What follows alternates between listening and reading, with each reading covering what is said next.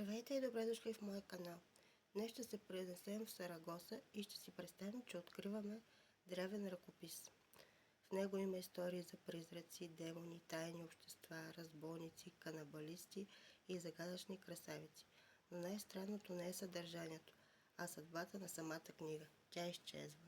Разпада се на части, смятана е за изгубена, а след това се завръща почти като литературен призрак. Това е съдбата на ръкописът, намерен в Сарагоса. Една от най-загадъчните книги в европейската литература. Авторът е Джан Поточки. Той не е обикновен писател, а пътешественик, учен, изследовател, човек, който обикаля Европа, Северна Африка и Азия в търсене на знания и приключения. Всичко това по-късно намира място в неговия необикновен роман. Книгата разказва за млад офицер, който пътува през дивите планини на Испания. По пътя среща странни персонажи. Всеки от тях започва да разказва собствена история. И в тези истории се появяват нови герои, които също започват да разказват истории. Получава се истински литературен лабиринт. Читателят постоянно се пита кое е реалност и кое е измама. Сред страниците се срещат духове, вампири, тайни секти, алхимици, мистици, престъпници. Но романът никога не дава лесни отговори. Дали героите наистина се сблъскват със свръхестественото или стават жертва на измама? Тази несигурност е част от магията на книгата.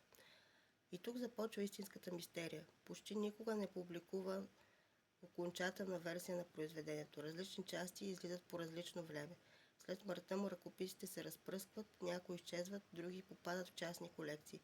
В течение на времето никой вече не е сигурен как е изглеждала цялата книга. През 20 век учени започват истинско детективско разследване. Търсят изгубени страници, сравняват различни версии, издирват ръкописи в библиотеки и архиви. Постепенно успяват да възстановят романа почти изцяло. Сякаш самата книга се е върнала от забравата.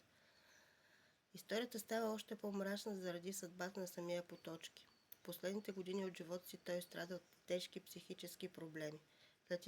Според известна легенда сам изработва сребърен куршум от капачка на захарница. След това използва куршума, за да сложи край на живота си. Историците спорят за някои подробности, но самата история допринася за мистичната му репутация. Дълго време романът е познат само на таен кръг читатели. Днес обаче е признат за шедьовър.